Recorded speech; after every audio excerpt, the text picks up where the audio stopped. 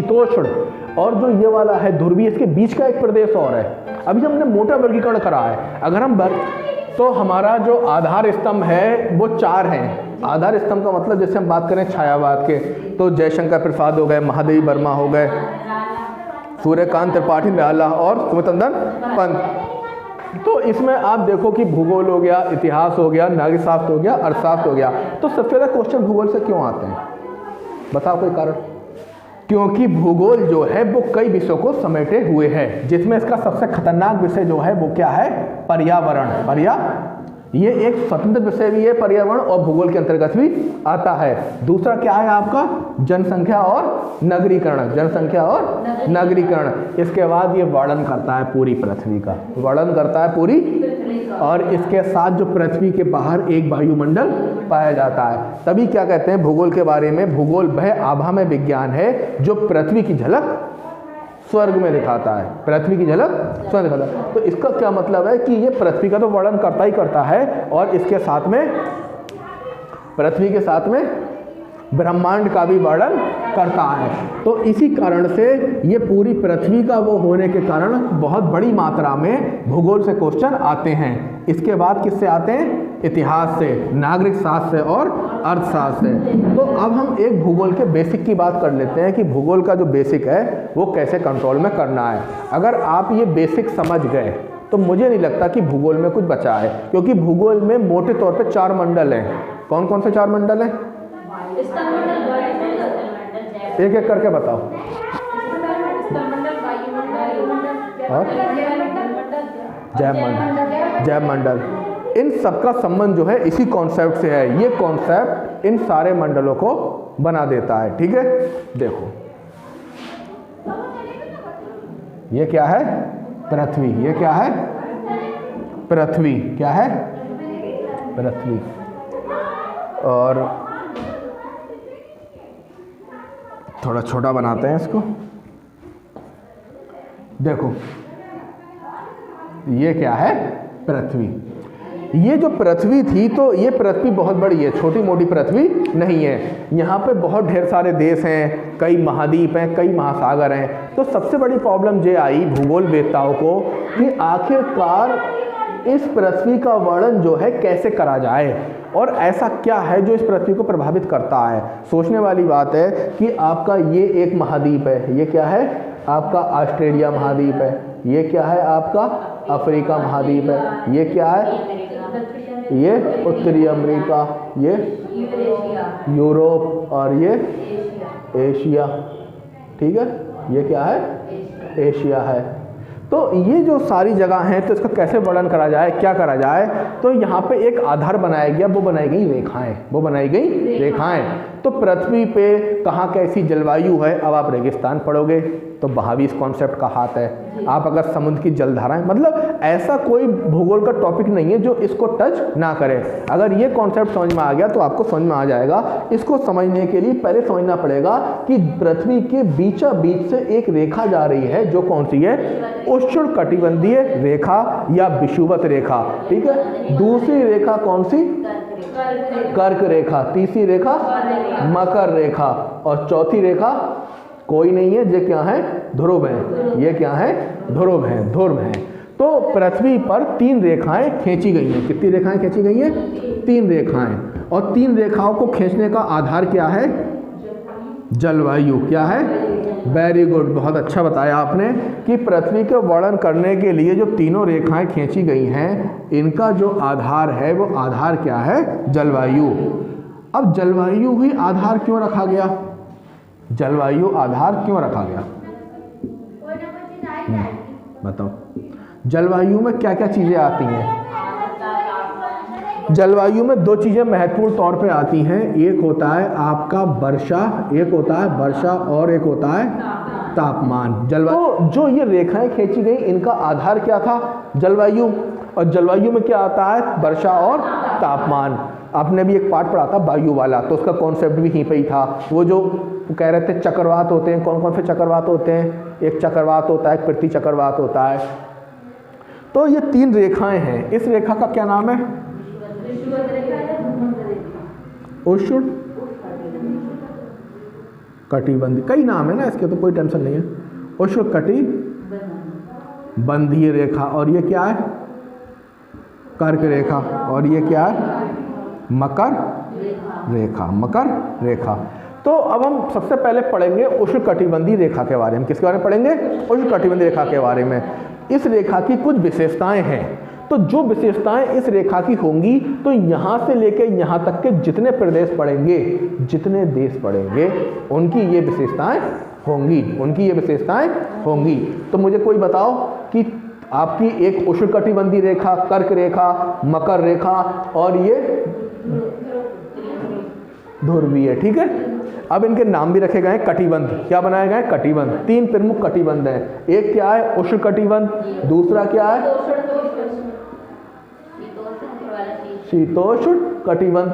और ये कौन सा है? शीत कटिबंध। और ये कौन सा है?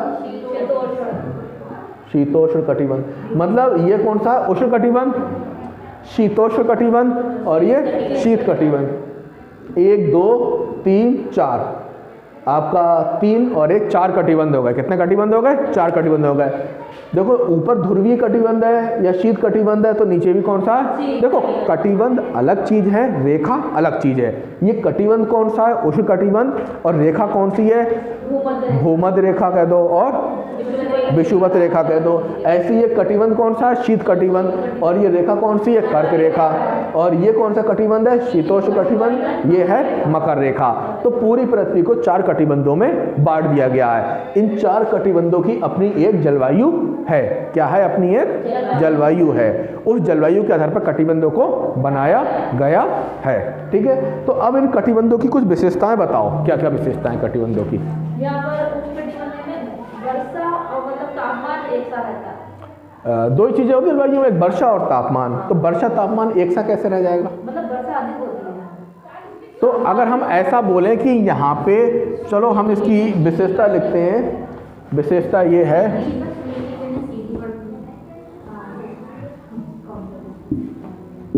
लीजिए, ये हमारी जो है, अब हम केवल उष्णकटिबंध के बारे में ही बात करेंगे। तो पहली बात क्या बताई उष्णकटिबंधीय के बारे में? कि तापमान अधिक होता है, तापमान अधिक होता है। अब हम कतई लॉजिक वाली बात करेंगे। अगर तापमान अधिक होता है तो क्या होगा प्रभाव उस जगह पर? समझाओ थोड़ा सा, कैसे वर्षा होगी? भाई मान के चलो अभी हम यहाँ पे हैं, अचानक यहाँ तापमान बढ़ जाए तो पहली प्रक्रिया क्या होगी तापमान बढ़ने पे? देखो ये समझने का टॉपिक है। अगर आपने समझ लिया तो भूगोल गया, अगर ये कॉन्सेप्ट में आ गया तो भूगोल गया, और ये नहीं आया तो भूगोल परेशान कर देगा पूरी तरीके से। Very good. पानी जो होगा वो बहुत तेजी से बाष्पीकरण होगा। पानी का बहुत तेजी से क्या होगा? बाष्पीकरण होगा। इतना तेजी से बाष्पीकरण होगा, और जब बाष्पीकरण होगा तो क्या होगी? घनीभूत की क्रिया। और घनीभूत की क्रिया होने के बाद क्या बनेगा? बादल। क्या बनेगा? बादल। और जब बादल होगा तो क्या बरसेगा? अधिक वर्षा। क्या होगा? अधिक वर्षा। कॉन्सेप्ट अगर समझ में आया? अब देखना चीजें आपस में कैसे जुड़ेंगी। तापमान अधिक होने से वर्षा अधिक होगी, और जब वर्षा अधिक होगी तो फिर प्रभाव क्या पड़ेगा? आप देखो कि गर्मियों में एक जमीन जो है सूखी पड़ी है, जब हमारे यहाँ बरसात होती तो थोड़ी झाड़ियाँ और निकल जाती हैं। तो पौधों का खाना, पौधों की 2 चीज़ चाहिए। पौधों को मुख्य तौर पे 2 चीज़ें चाहिए होती। चाहिए तो कई चीज़ें होती हैं, लेकिन अगर उन्हें अपने गमले में पौधा लगाते हो, आप उसे रेगुलर पानी देते हो, रेगुलर धूप मिलती है, तो ग्रो करता है नहीं करता है? ग्रो करता है। तो इस प्रदेश की वनस्पति को, जो ये प्रदेश है, इस प्रदेश की वनस्पति को भाई क्या मिलता है? अत्यधिक तापमान मिलता है, जिससे क्या होती है? वर्षा होती है। और इसके बाद क्या होता है? तापमान होता है, वर्षा होती है, पौधे को पानी भी मिलता है, पौधे बड़े होते हैं। तो यहाँ पे सघन वनस्पति, कैसी वनस्पति होती है? ये सघन या घनी वनस्पति, सघन या घनी वनस्पति, सघन या घनी वनस्पति होती है। कितनी घनी होती है, इतनी घनी होती है कि वृक्षों में लताएं एक दूसरे को लपेटे रहती हैं। वहाँ पे अगर ये गई वहाँ पे और इसने क्या करा, सोचा मैं कटान कर लूँ, तो नीचे नीचे तो ये पेड़ काट लेंगी मैडम, लेकिन ऊपर के पेड़ ऊपरी फंस जाएंगे। कुल मिला के दोहन नहीं हो सकता, क्योंकि आपस में लताएं, और वो एक एक पेड़ 60-60 मीटर 40-40 मीटर की ऊंचाई पे होता है, और इतने घने होते हैं कि सूर्य का प्रकाश जमीन पर नहीं आ पाता। वो एनाकोंडा मूवी देखना कभी यूट्यूब पे, तो उसकी शूटिंग वहीं पे ही हुई थी उष्ण प्रदेशों में। तो ऐसा ही वहाँ पे होता है, लताएं एक दूसरे को घेरी होती हैं इस तरीके से। ये कौन सी वनस्पति होती है? उष्णकटिबंधीय वनस्पति होती है, जहाँ पर लताएं एक दूसरे को घेरे होती हैं, सूर्य का प्रकाश जमीन पर नहीं आ पाता, और सदाबहार पौधे पाए जाते हैं। सदाबहार का मतलब हर समय उनके पत्ते गिरते हैं, हर समय पत्ते बढ़ते हैं, हर समय फल फूल आते रहते हैं। तो वहाँ पे हमने देखा, हमने मोटे तौर पे देखा कि तापमान कैसा हो गया? अधिक। क्या हो गया? तापमान अधिक हो गया। और आपकी वर्षा कैसी हो गई? अधिक हो गई। और वनस्पति जो है सदाबहार हो गई, और इसके बाद सघन हो गई और बहुत ज़्यादा घनी हो गई। ठीक है, तो इसका प्रभाव यहाँ पड़ा। अब इसके बाद आ जाओ जीव जंतु। ऐसी जहाँ पे बहुत वर्षा हो, तापमान हो, तो जीव जंतु भी कैसे होंगे? विभिन्न वैरायटी के होंगे, क्योंकि ऐसे होंगे जो कीड़े मकोड़े होंगे, कुछ ऐसे होंगे जो पेड़ पर रहने वाले होंगे, बहुत अधिक मात्रा में जंतु मिलेंगे। और तीसरी बात हमारा यहाँ आती है कि अब ये बताओ कि यहाँ की आर्थिक स्थिति क्या होगी? आर्थिक स्थिति क्या होगी? भाई वनस्पति हैं पर दोहन नहीं हो सकता, जीव जंतु हैं पर यूज नहीं हो सकता, तो यहाँ की आर्थिक स्थिति कैसी होगी? स्थिति होने बाद खराब। आर्थिक स्थिति बहुत ज़्यादा खराब है।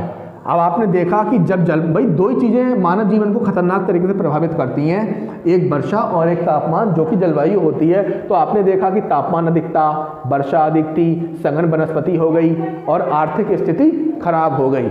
आर्थिक स्थिति कैसी हो गई? खराब हो गई। अच्छा, यहाँ पे फिर मानव जीवन कैसा होगा? अच्छा होगा या कष्टकारी होगा? कष्टकारी होगा। भाई कोई भी नहीं रहना चाहेगा जहाँ उमस इतनी ज़्यादा है, बारिश इतनी ज़्यादा होगी। बारिश का तो निश्चित समय है, 4 o'clock रेन, 4 बजे की बारिश, रोज़ 4 बजे बारिश होनी ही होनी है। कंपटीशन में अगर डायरेक्ट क्वेश्चन आ जाए, रोज़ 4 बजे बारिश कहाँ होती है? उष्णकटिबंधीय प्रदेशों में होती है। तो मानव जीवन कैसा होगा? मानव जीवन भी कष्टकारी होगा। कैसा होगा? कष्टकारी। मानव जीवन कैसा हो गया? कष्टकारी। अब यहाँ के उद्योग धंधे कैसे होंगे? उद्योग धंधे नहीं होंगे। वनस्पति दोहन नहीं हो सकते, मानव जीवन खराब है। तो मानव वहाँ रहते हैं फिर नहीं रहते हैं? वहाँ पे कुछ जैसे जनजातियाँ पिग्मी रहती हैं, तो इस तरीके की जनजातियाँ रहती हैं जो सर्वाइव कर पाती हैं। और वहाँ पे एक खतरनाक मक्खी और पाई जाती है, टीसीसी मक्खी या टीसीसी मक्खी। एक ही दंश में आदमियों की जान ले लेती है। तभी वो कंपटीशन में क्वेश्चन आता है कि गोरों की कब्र किसे कहा जाता है?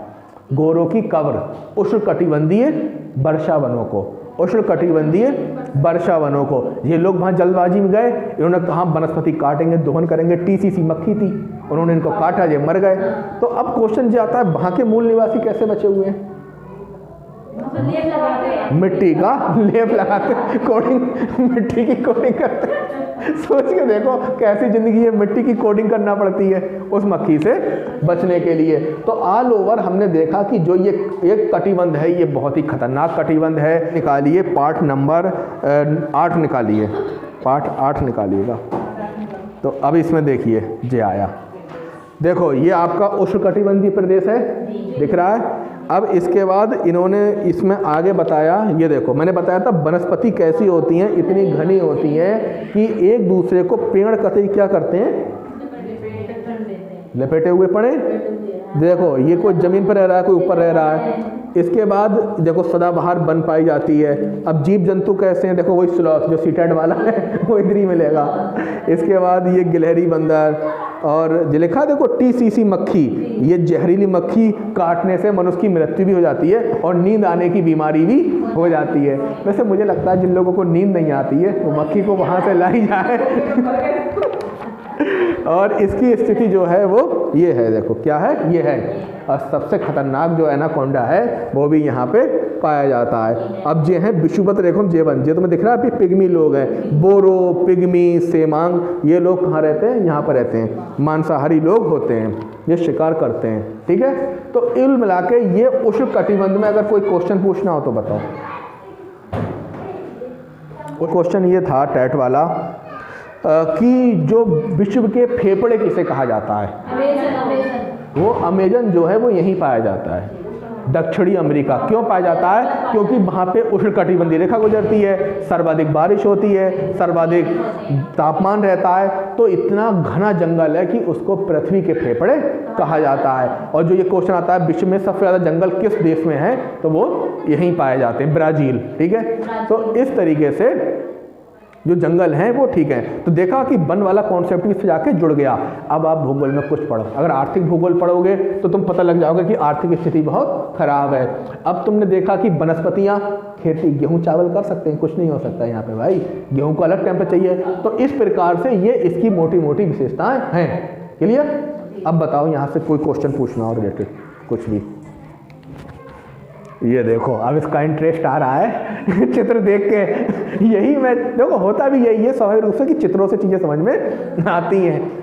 यूट्यूब पर इनकी कई वीडियो पड़ी हैं, आप यूट्यूब पे विजिट कर सकते हैं, जाइए और पिग्मियों का जीवन देखिए, कैसे वो शिकार करते हैं, कैसे वो खाना खाते हैं। फिर मैंने क्या कहा, थोड़ी रुचि विकसित करिए। अगर आप रुचि विकसित कर लेते हैं तो मेहनत करना नहीं पड़ेगी, खुद ब खुद चीज़ तैयार होने लगेंगी। तो ये कटिबंध क्लियर हो गया। अब हम दूसरे कटिबंध की बात करेंगे, किसकी, शीतोष्ण कटिबंध। शीतोष्ण में कितने शब्दों से मिलकर बना है, शीत प्लस उष्ण बराबर शीतोष्ण कटिबंध। कौन सी संधि हुई है यहाँ पे, गुण संधि, शीतोष्ण। शीतोष्ण एक शब्द है शीत और एक शब्द है उष्ण, तो ऊ का क्या हो गया, ओ हो गया, ऊ का क्या हो गया, ओ हो गया, शीतोष्ण। गुण संधि का सूत्र क्या है, आद्य गुणा। ये कौन सी हो गई, गुण संधि हो गई, शीत उष्ण, मतलब शीत मिला हुआ है और उष्ण मिला हुआ है। ये वाला हिस्सा कौन सा था, उष्ण था, और ये वाला कौन सा था, शीत था। मतलब ये वाला क्या है, उष्ण, और ये वाला क्या है, शीत। उष्ण और शीत, तो इन दोनों का कौन सा हो गया, क्लियर हो गया। तो जैसे ये शीतोष्ण है तो वैसे भी जय शीत जय उष्ण, और इनके बीच का चलिए, जैसे जे आपका ध्रुवीय है वैसे जे ध्रुवीय है, ठीक है। तो अब हम बात करेंगे शीतोष्ण की। तो अच्छा जी, ये चला गया। हम कुछ हेडिंग फिर लिखते हैं शीतोष्ण के बारे में। जैसे ये आपका मान लिया शीतोष्ण है, ठीक है, ये क्या है, शीतोष्ण है। तो अब हम इसकी बात करते हैं शीतोष्ण की। तो नंबर 1 यहाँ पे हम लिखेंगे यहाँ का तापमान, नंबर 2 यहाँ की वर्षा, नंबर 3 यहाँ पे देखो ये सब आपस में जुड़े हैं, वनस्पति, नंबर 4 उद्योग धंधे, नंबर 5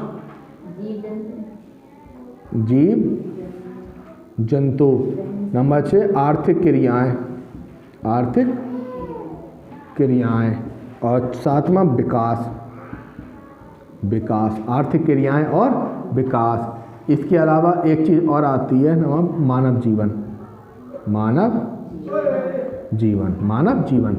एक बार हम फिर देखेंगे उष्ण कटिबंध के बारे में, ठीक है।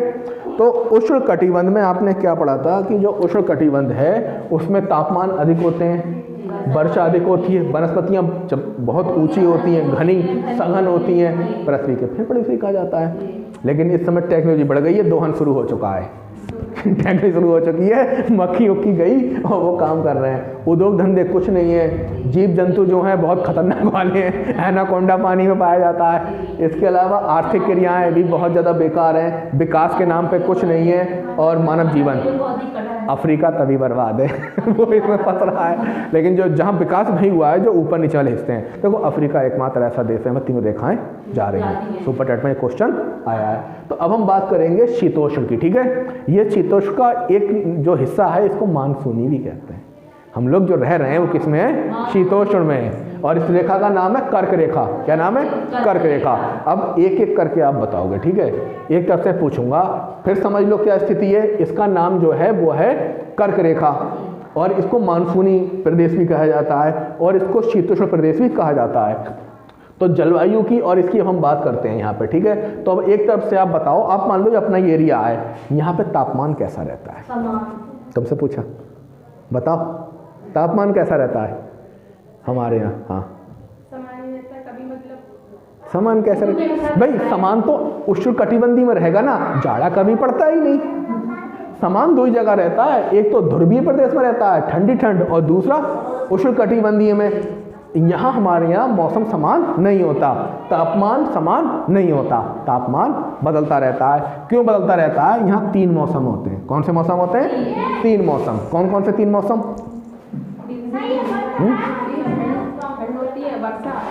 जाड़ा, गर्मी और वर्षा। जाड़ा, गर्मी और वर्षा। जाड़ा भी पड़ता है, गर्मी भी पड़ती है, और वर्षा भी पड़ती है। तो तुम बताओ, जब हमारे यहाँ तापमान ऐसा होता है तो वर्षा की स्थिति फिर क्या रहेगी?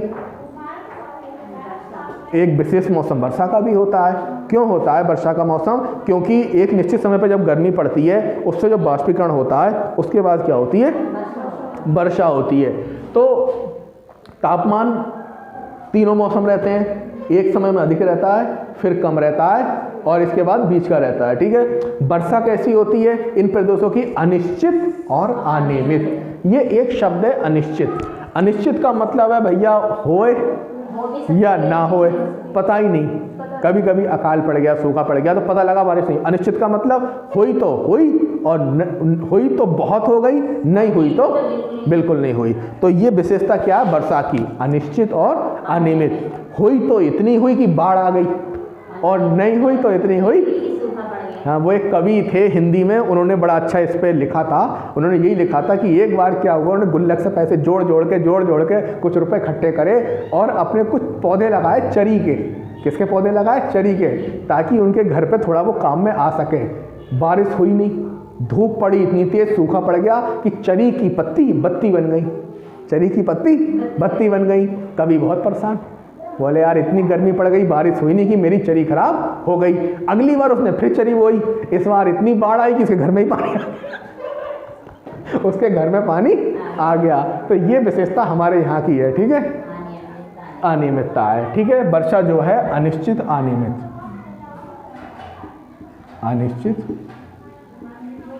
अनियमित। अच्छा, जब ऐसी स्थिति होगी तो वनस्पति कैसी होगी? मौसम के अनुसार होगी।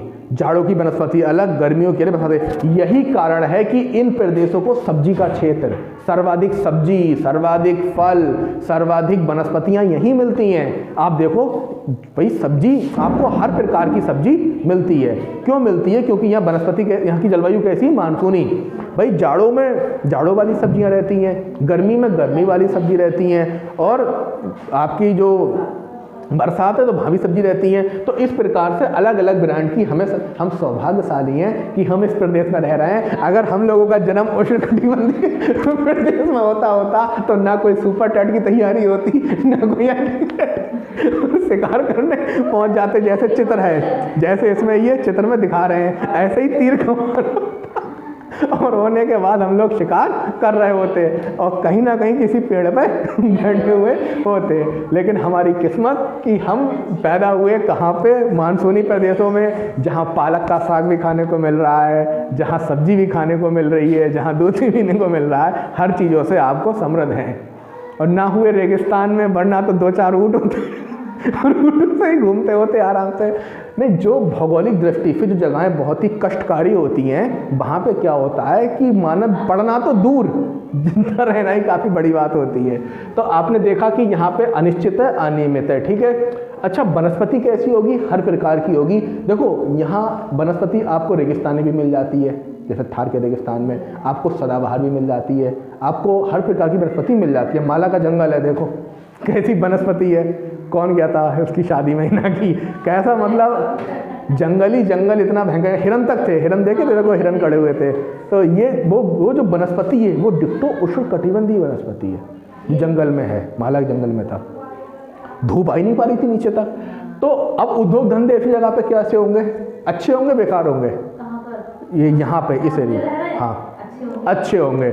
आप हर धंधा कर सकते हो, तभी तो होता है बोले जाड़ों में क्या करने लगे, दूसरा काम करने लगे, गर्मियों में दूसरा काम करने लगे। भाई विभिन्न प्रकार की खाद्यान्न फसलें हो रही हैं, गेहूँ, चावल, जौ, अनाज, राई, मोटे खाद्यान्न, मक्का, ज्वार, हर कुछ तो हमारे यहाँ हो रहा है। तो इस तरीके से यहाँ के उद्योग धंधे भी कैसे हो रहे हैं? अच्छे हो रहे हैं। इसके बाद कोई प्रॉब्लम तो नहीं ना, सही है। अब जीव जंतु कैसे हैं? हर प्रकार के हैं, जीव जंतु हर प्रकार के हैं, गाय है, भैंस है, और हिंसक जंतु भी हैं, छोटे मोटे रेंगने वाले जंतु भी हैं। इसके बाद आर्थिक क्रियाएं बहुत अच्छी हो रही हैं, हर प्रकार का काम है। अब कोई अगर आलसी व्यक्ति हो, कह रहा है मैं जाड़ों में काम नहीं करूंगा, तो भाई तो गर्मी में कर ले। और कोई कह रहा है मैं गर्मी में नहीं करूंगा, तो जाड़े में कर ले। स्टूडेंट तभी तो मारा जाता है। स्टूडेंट की समस्या क्या है? जाड़ों में जाड़ा बहुत है, नहीं पढ़ेंगे, गर्मी आएगी तो पढ़ेंगे। अब गर्मी आई, गर्मी बहुत है, अब पढ़ाई नहीं होगी। अब जब बरसात आई तो बरसात में तो मन वैसे ही बहुत भटकता है, तो बोले बरसात में ऐसा लगता है बाहर जाके भाग जाओ, कहीं घूम लो, तो बरसात में भी मन नहीं लग रहा है। अरे जाड़ों में लोगों को सोने की आदत लग जाती है, वो रजाई ओढ़ी सो गए दिन में भी। और गर्मियों में क्या होता है, दिन होते हैं बहुत बड़े, गर्मियों में भी वो लोग सो जाते हैं बहुत जल्दी। बरसात में क्या है, बाहर पानी बरसता है तो कुछ नहीं, तो घर पे ही सो रहे हैं। तो कहने का मतलब यहाँ पे क्या होता है कि आपकी आर्थिक क्रियाएं भी सही होती हैं। अब विकास कैसे है? देखो कृषि संसाधनों, जो भी आपकी फसलें हैं, जो भी उत्पादन है, उसमें बहुत ही समृद्ध प्रदेश होते हैं। कैसे होते हैं? बहुत ही समृद्ध प्रदेश होते हैं, आर्थिक क्रियाएं बहुत चलती हैं, विकास भी बहुत अच्छा होता है, सब होता है। इसके बाद क्या होता है? मानव जीवन। मानव जीवन भी अच्छा है, लेकिन बहुत अच्छा नहीं कह सकते, क्योंकि आपके जो 4 कटिबंध हैं, 4 आपका 1, 2, 3, आपके जो 3 कटिबंध हैं, अभी हमने 2 कटिबंधों के बारे में पढ़ा है, तो इसलिए हम ये तो नहीं कह सकते कि मानव जीवन बहुत अच्छा है। वो इसलिए नहीं कह सकते, जब ये तीसरा वाला आएगा तब हम बात करेंगे, वो अभी पता लगेगा ना कितना कष्टकारक है। तो अगर इतना ही, चलो आगे हम देखेंगे कितना कष्टकारक है। ये समझ में आ गया? एक बार फिर से देखते हैं। तापमान बदलता रहता है, वर्षा, वनस्पति विभिन्न प्रकार की होती है। भाई आपने देखा कि भारत को मान लें, भारत में रेगिस्तानी वनस्पति मिल गई, भारत में सदाबहार भी मिल गई, छोटे मोटे पेड़ पौधे मिल गए, बाकी सब कुछ ठीक है।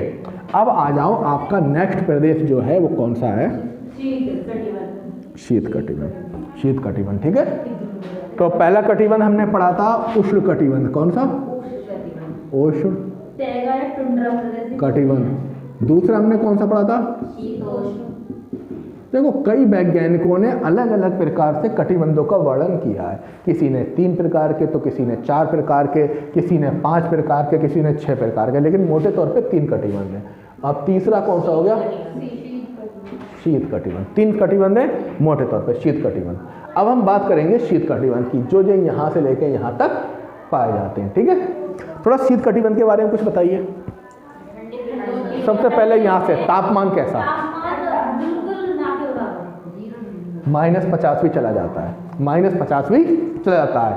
तापमान बहुत ही कम रहता है। कैसा रहता है? कम। तो मुझे कोई बताओ, इंसान कैसे जिंदा है? तो इंसान कैसे जिंदा है?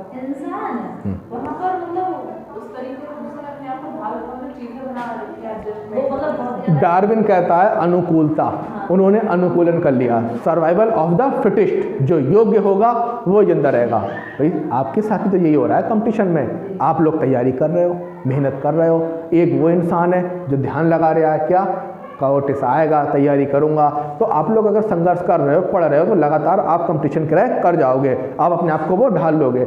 होता क्या है, मैंने ऐसे भी स्टूडेंट देखे हैं जो लास्ट टाइम बहुत मेहनत करते हैं, उन्हें सब याद होता है, लेकिन जब वो परीक्षा हॉल में जाते हैं तो 20-25 क्वेश्चन आते हुए गलत करके आते हैं। ऐसा होता है। हाँ, कई बार हमें काफ़ी स्टूडेंटों को बहुत भरोसा होता है कि वो बहुत अच्छा प्रयास करेंगे, लेकिन वो ऐसी सत्या पीट के आते हैं कि हम किसी से ये भी नहीं कह सकते कि कई बार लोग पूछते हैं कि उसी स्टूडेंट कितने नंबर आए, तो हम कह नहीं सकते कि भाई इसके कितने आए, क्योंकि वो बहुत बेहतर था लेकिन उसने वो हालत करी। देखो ऐसा इसलिए होता है क्योंकि वही बात है कि आपने कार की ट्रेनिंग कई बार आपने कार चलाना सीखी, बीच में हो जाता है क्योंकि माइंड का एक्सीडेंट होने की स्थिति होती है, तो अच्छे से अच्छे ड्राइवर भी ये कहते हैं हमारा माइंड कट गया था, हमें समझ में ही नहीं आया क्या करना चाहिए। कई बार ब्रेक पता भी होता है, ब्रेक ऑटोमेटिक ब्रेक नहीं करते। तो इससे बचने का तरीका है अभ्यास और अभ्यास, जिसे प्रैक्टिस करते हैं। तो अब हम बात करेंगे, तापमान बहुत कम होता है, तो मानव के लिए ये अच्छा है बुरा है? कतई बेकार है। मानव इतने ठंड में सर्वाइव कैसे करेगा? लेकिन कुछ जनजातियां हैं जैसे एस्किमो हैं, ये लोग सर्वाइव कर रहे हैं। क्या कर रहे हैं? सर्वाइव कर रहे हैं, या अच्छे से रह रहे हैं। उद्योग धंधे जंतु आर्थिक क्रियाएं विकास क्या करते हैं? वहाँ पे आराम से जिंदा रहने के येन केन पड़केन कर रहे हैं। वो इग्लू का घर बनाते हैं। इग्लू के घर का कॉन्सेप्ट पता है तुम्हें क्या होता है?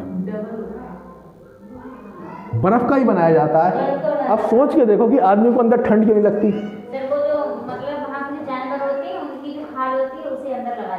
नहीं, पहली बात तो ये है कि जो डबल होते हैं, तो बर्फ़ की खास बात ये, वो बाहर की ऊष्मा अंदर नहीं आने देता, अंदर की ऊष्मा बाहर नहीं जाने देता।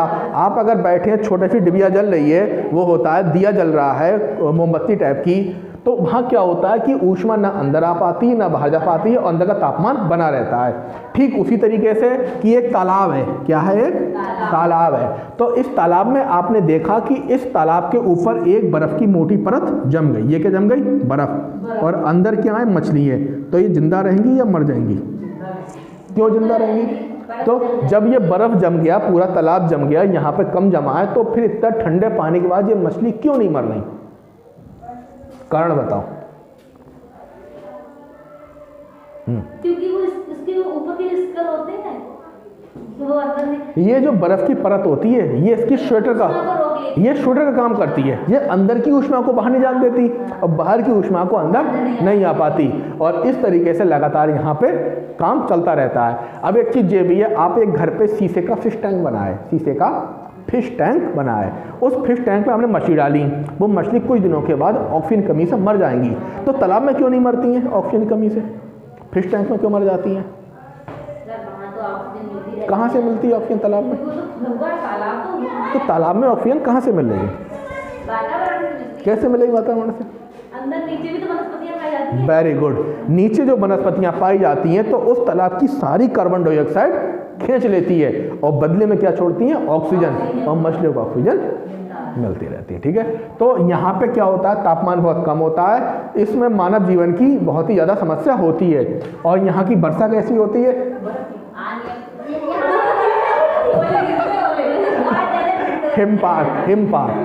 हिम गिरता है, वो जो हिमानी बनती है कश्मीर में, तो यहाँ पे क्या होता है? हिमपात होता है, बरसाती जगह पे बर्फ गिरता है। अरे तुम देखो अलास्का की साइबेरिया की वीडियो देखो, उन जरा वो होटल खाना खा रहे हैं कि बर्फ गिरा हुआ है, जमीन नहीं होती, बर्फ ही बर्फ होता है आराम से। इसके बाद यहाँ पे क्या होता है? बर्फ की बारिश होती है। अच्छा, वनस्पति ऐसी जगह पे कौन सी होंगी?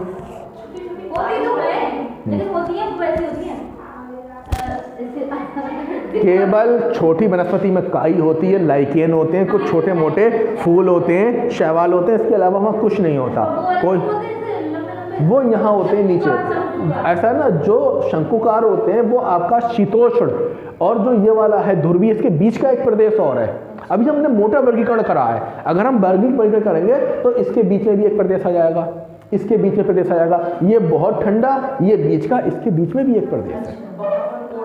वो टैगा और टुंड्रा जिसकी तुम बात कर, टैगा और टुंड्रा, वहाँ कोड़धारी बन पाए जाते हैं। अभी प्योर बात चल रही है ऊपर की, अभी हम खिचड़ी नहीं कर रहे हैं इसको। ठीक है, तो अब आपने देखा यहाँ पे कि यहाँ की जो वनस्पति है वो कैसी है? ध्रुवीय है। तो ध्रुवीय में वर्षा बर्फ होती है, वनस्पति के नाम पे कुछ नहीं होता, लाइकेन।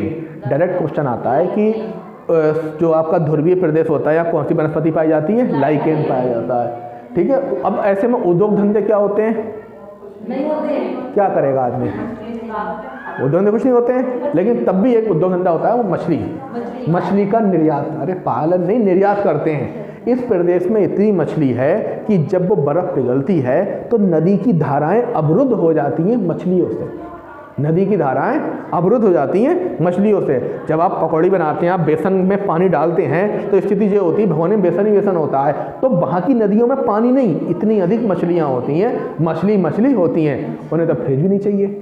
मछली पकड़ी, एक तरफ डाल दी, खुद ब खुद पत्थर बन जाती हैं, बर्फ़ जम जाती हैं। तो यहाँ पे क्या होती हैं, मछलियों को बहुत बड़ी मात्रा में ये पकड़ते हैं और निर्यात करते हैं। अब यूट्यूब पे सब पड़ा है, कभी करो तो ध्रुवीय प्रदेशों में मछली पकड़ना, तो आप देखोगे कि वो क्या करते हैं, बर्फ़ होती है, वहाँ तो बर्फ़ ही जमी होती है, जैसे नदी है, तालाब है, ऊपर क्या जमी बर्फ़। उन्होंने यहाँ पे मशीन से इतना गड्ढा खोदा और एक ऐसा धागा बांधते हैं, कई कांटे होते हैं, वो पहुँचा देते हैं इसके अंदर, और उस धागे में ऐसे कांटे लगे होते हैं, ऐसे अनेक डोरी बनी होती है, और यहाँ पे कांटे, तो बहुत ढेर सारी मछलियाँ इसमें फंस जाती हैं। जब वो खींचते हैं पूरी तो मछली आ जाती हैं सारी। तो इस प्रकार से वो लोग क्या करते हैं, मछली पकड़ते हैं। और यहाँ पे एक चीज़ और भी होती है, इनका एक ओल्ड तरीका भी है, परंपरागत तरीका मछली पकड़ने का। इनको सबसे ज़्यादा पसंद होती है सील मछली। कौन सी मछली, सील मछली। ये सील मछली को पकड़ने के लिए 2-3 तरीके इस्तेमाल करते हैं, जिसमें इनका एक हथियार होता है हार्पून। क्या होता है, हार्पून। तो ये मछली कैसे पकड़ते हैं, मान के चलो ये बर्फ़ है, नीचे क्या है, समुद्र है, ये क्या है, आर्कटिका, ये है अंटार्कटिका, तो नीचे तो समुद्र है ही। ये क्या करते हैं, ये एक कुछ छिद्र बना देते हैं ताकि जो सील मछली है उसमें फेफड़े होते हैं, वो सांस लेने के लिए कहाँ आती है, ऊपर आती है, सांस लेने कहाँ आती है, ऊपर। और जैसे ही वो सांस लेने आती है, हार्पून मारा, मछली पकड़ी, निकाल ली। और दूसरा तरीका क्या अपनाते हैं, ये डॉग रखते हैं। डॉग इनके बहुत तेज वाले डॉग होते हैं, वो बर्फ़ के ऊपर टहलते रहते हैं, उन्हें सटीक पता लग जाता है कि मछली किस जगह पे है। उन्हें पता लग गया कि मछली यहाँ, तो डॉग ही खुरचना शुरू कर देता है। जैसे ही वो खुरचता है, वो यहीं भाला मारते हैं, मछली को निकाल लेते हैं बाहर। ये तरीका है। ये मछली इनकी रीढ़ है, जो सील मछली है वो इनकी ज़िंदगी का बहुत महत्वपूर्ण पार्ट है। क्यों महत्वपूर्ण पार्ट है, जब एक सील मछली का शिकार होता है तो वो लोग इग्लू में रहते हैं, पर वो टेंट में भी रहते हैं।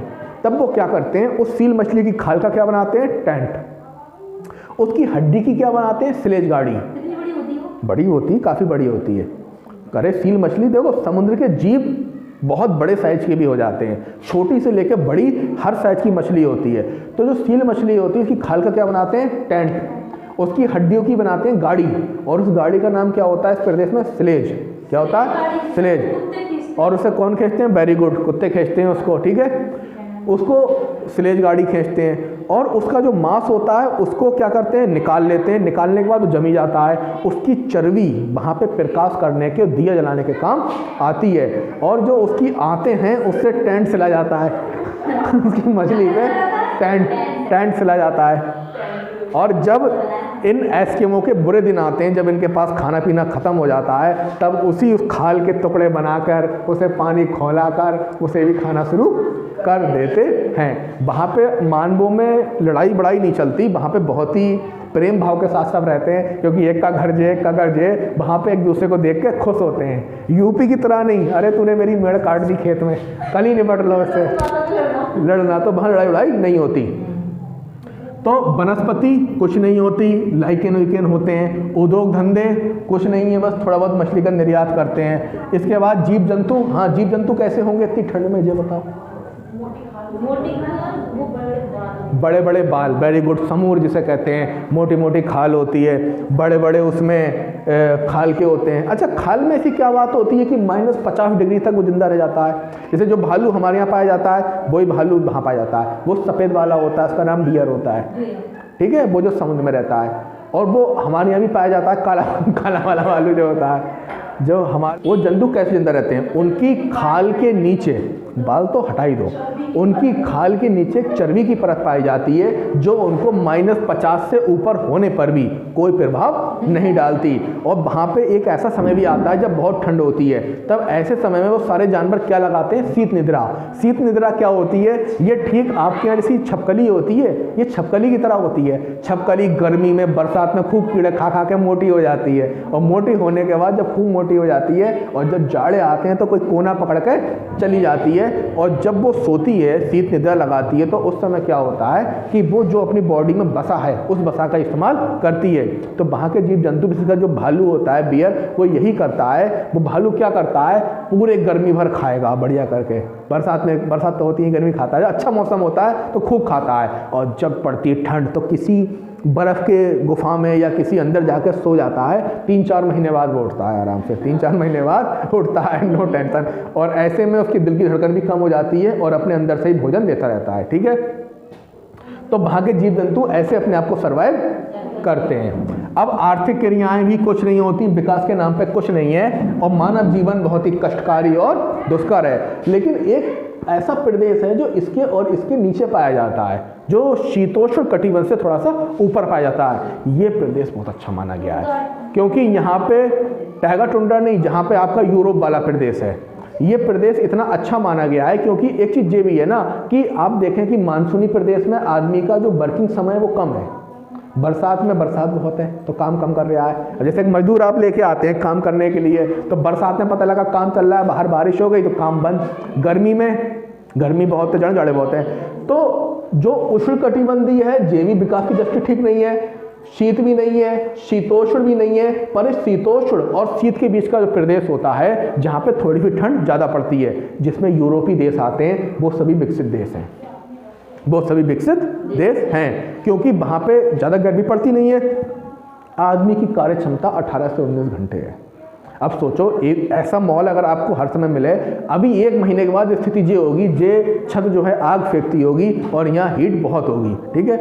लेकिन अब वहाँ पे क्या होता है, इतनी हीट नहीं पड़ती, इतनी गर्मी नहीं होती। नॉर्मली लोग 17-18 घंटे काम करते हैं, और काम करने के बाद उनकी कार्य क्षमता अधिक है। और जितने भी विकसित देश हैं, वो विकसित देश हैं, वो सभी ठंडे प्रदेशों में ही आते हैं, ताकि वो काम को अच्छे से करते हैं। तो इस तरीके से आपने 3 कटिबंध समझे।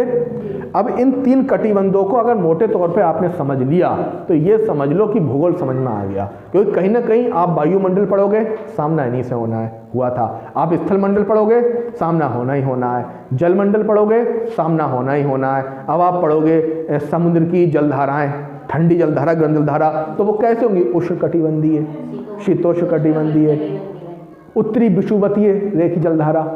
तो वहाँ सारा संबंध जो इससे है, एक बार मैं फिर समझा देता हूँ। उष्णकटिबंधीय ये बीच के होते हैं, गर्मी बहुत पड़ती है, वनस्पतियाँ बहुत बड़ी होती हैं, मानव जीवन ठीक नहीं होता है, यहाँ पे बहुत ज़्यादा प्रॉब्लम्स होती हैं, जीव जंतु विभिन्न वैरायटी के पाए जाते हैं। ये आपका कौन सा हो गया, शीतोष्ण हो गया, जिन्हें मानसूनी प्रदेश कहते हैं। विभिन्न प्रकार की वनस्पतियाँ पाई जाती हैं, विभिन्न प्रकार के जीव जंतु पाए जाते हैं, उद्योग धंधे भी सही चलते हैं, मानव जीवन लगभग ठीक है। और ऊपर कौन सा हो गया, शीत, शीत में ठंड बहुत पड़ती है, मानव जीवन दुष्कर है। तो मोटे तौर पे हमने ये भूगोल का अपना एक बेस है, ये भूगोल का अपना एक बेस है। अब इसमें एक बेस हम और ऐड कर रहे हैं इसके बाद, जो कि काफ़ी इम्पोर्टेंट है। कोई क्वेश्चन पूछना है तो बताओ यहाँ से, कुछ भी माइंड में उठ रहा हो। अगर आपको कहा जाए रहने के लिए तो कहाँ रहना पसंद करोगे? मानसूनी में तो रह ही रहे हो, यहाँ से कहाँ जाओगे? अगर उष्णकटिबंधीय जिंदगी का मजा लेना है तो यूट्यूब पे 4-5 वीडियो देख लेना, तो पता लगेगा क्या स्थिति है, कैसी करनी। देखो, अगर भूगोल में रुचि लग गई, जियोग्राफी समझ में आ गई, जियोग्राफी उड़ गई, तो अब इसके आधार पे जो हमारा कंपटीशन शुरू होता है वो इससे होता है, मंडलों से। पहला मंडल कौन सा है? स्थल मंडल। दूसरा मंडल कौन सा है? जल मंडल। तीसरा मंडल क्या है? वायु मंडल। चौथा मंडल क्या है? जैव मंडल। ये कौन सा है? जैव मंडल। अब इन 4 मंडलों को भूगोल में बांट दिया गया है। वैसे तो आप कंपटीशन का सिलेबस देखो तो भारत का भूगोल, विश्व का भूगोल, पर उसमें प्रॉब्लम क्या आ जाती है? उसमें प्रॉब्लम ये आ जाती है, अब आप भारत का भूगोल पढ़े तो भारत के भूगोल में कौन है? पर्वत हैं, पठार हैं। अब फिर आप विश्व के भूगोल पढ़े तो क्यों ना ऐसी व्यवस्था कर लो कि अगर आप ये पढ़ रहे हो स्थल मंडल में पहाड़, तो पहाड़ विश्व के भी तैयार हो जाएं, भारत के भी नहीं, विश्व के भी तैयार हो जाएं, एशिया के भी तैयार हो जाएं, भारत के भी तैयार हो जाएं, उत्तर प्रदेश के भी तैयार हो जाएं। क्लियर? तो इस तरीके से नदियां पढ़ो तो विश्व की भी क्लियर हो जाए, एशिया की भी हो जाए, विश्व की भी हो जाए, एशिया की हो जाए, भारत की हो जाए, यूपी की भी हो जाए। ठीक है, तो ये तरीका सबसे बेहतर रहता है। देखिए हर सब्जेक्ट का अपना एक मास्टर सिलेबस होता है। अगर कोई मास्टर सिलेबस पर कमांड कर लेता है तो उसके एग्जाम क्वालिफाई होने लगते हैं। जैसे आपने कई बार यूट्यूब पे देखा होगा, कुछ ऐसे लोग होते हैं जो कहते हैं कि 8 जगह से ज्वाइनिंग लेटर आया। ये कौन लोग होते हैं जिनका 8 जगह से लेटर आते हैं? इनका क्या है जी, मास्टर सिलेबस इनके तैयार होते हैं। हिंदी तैयार हो गई, मास्टर सिलेबस हो गया, ज्योग्राफी तैयार हो गई, हो गया। भाई इतिहास में चौथी चीज़ ही नहीं है, प्राचीन भारत, मध्य भारत, आधुनिक भारत। उसी तरीके से भूगोल में 5वीं चीज़ ही नहीं है। आप कहोगे सर जी भारत और विश्व का भूगोल कहाँ चला गया? तो जो ये होता है स्थल मंडल, इसी में आप पढ़ोगे विश्व की, पृथ्वी के महाद्वीपों के बारे में। यहीं पे आपका विश्व का भूगोल के, विश्व के भूगोल में महाद्वीप जो होता है, महाद्वीप में आप क्लियर कर लोगे कि कौन कौन से महाद्वीप हैं, कौन से महासागर हैं। तो इस तरीके से 4 के अंदर आता है। तो मुझे मोटे तौर पर बताओ स्थल मंडल में क्या क्या आता है?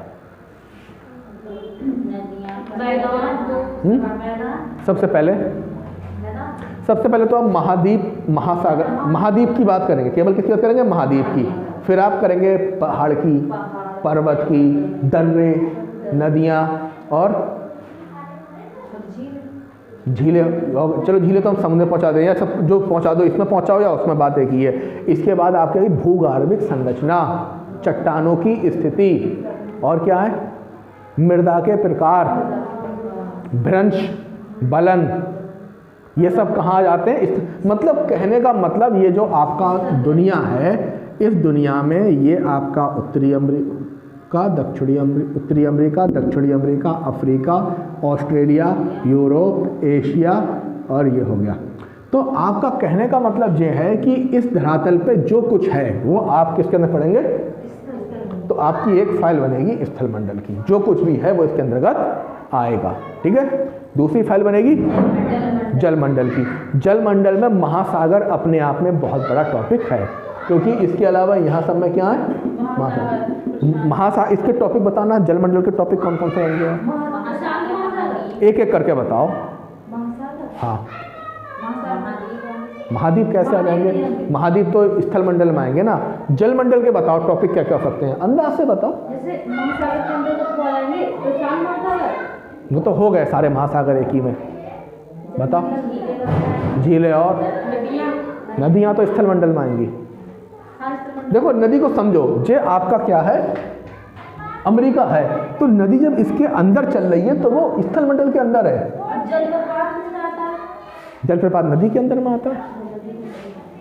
महासागर, सागर, द्वीप, समुद्री द्वीप होते हैं बीच बीच में, समुद्री द्वीप होते हैं, उनका संबंध समुद्र से होता है। क्वेश्चन ऐसे आता है कि हिंद महासागर का सबसे बड़ा द्वीप, प्रशांत महासागर के द्वीप, समुद्री गर्त, ज्वार भाटा, समुद्री लहरें। समुद्री लहरें तो सुपर तट के ब्लूप्रिंट में है, समुद्री लहरें पूछना ही पूछना है। तो ये किसके अंतर्गत आ जाएगा? जलमंडल के अंतर्गत। सुनामी भी जलमंडल के, जो भी एक्टिविटी समुद्र, तो धरातल से बड़े तो समुद्र हैं भाई। कितने परसेंट? 71% भाग पे तो समुद्री समुद्र है। ज्वालामुखी आएगा इसके अंतर्गत, स्थल मंडल के अंतर्गत। ज्वालामुखी का संबंध जो है वो पर्वत से है। सुनामी और ज्वालामुखी में अंतर है भाई, आपको ऐसा क्यों लग रहा है दोनों एक है? मैं फिर कह रहा हूँ, जब तक बेसिक क्लियर नहीं है दिमाग में ज्ञान भटकता रहता है ऐसे करके, और जब बेसिक क्लियर हो जाते हैं ना तो चीज़ें पकड़ में आ जाती हैं। अब आ जाओ वायुमंडल, इसमें आप क्या क्या पढ़ोगे? हाँ बताओगे तुम, वायुमंडल की क्या क्या टॉपिक है? गैसें हो गई, और बताओ, और सब लोगों को छूट है, बताइए कौन कौन बता रहा है?